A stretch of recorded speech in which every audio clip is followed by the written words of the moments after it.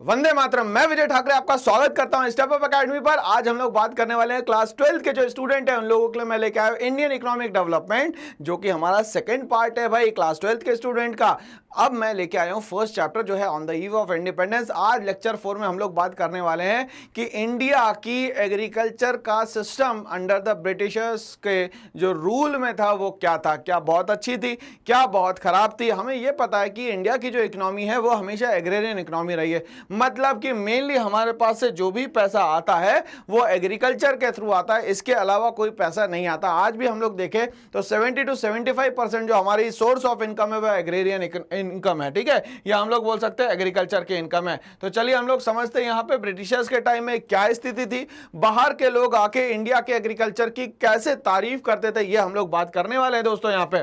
तो agriculture during the British India हम लोग बात करेंगे। The French traveller known as Bernier, दो फ्रांस का एक ट्रेवलर इंडिया में आता है, बर्नियर। कब आता है ये? 17th century. 17th सेंचुरी का मतलब लगभग यहाँ पे हो गया 1601 से लेके 1699 के बीच में ये इंडिया आता है। ये क्या कहता है? Bengal is richer than the Egypt. बोल रहा है कि बंगाल जो है एग्रीकल्चर के मामले में इजिप्ट से भी बहुत ज्यादा अच्छा है, बहुत ज्यादा शानदार है।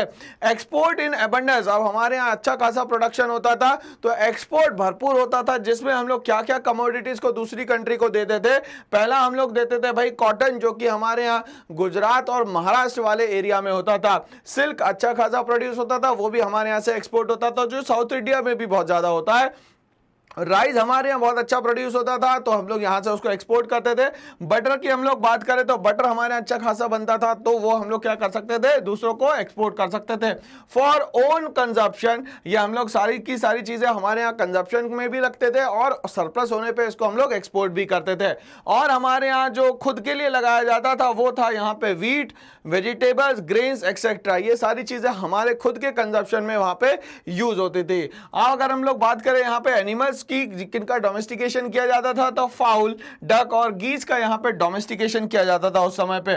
तो इस तरीके से हमारा पूरा का पूरा एग्रीकल्चर सिस्टम चलता था ड्यूरिंग द ब्रिटिश रूल। यहां तक कि हम लोगों को समझ में आ गया कि भाई हमारी एग्रीकल्चर की कंडीशन क्या थी। ऐसी और वीडियोस के लिए बने रहिए मेरे साथ। करना एक छोटा सा काम, इस चैनल को लाइक शेयर सब्सक्राइब करना ना भूलें। Thanks for watching all.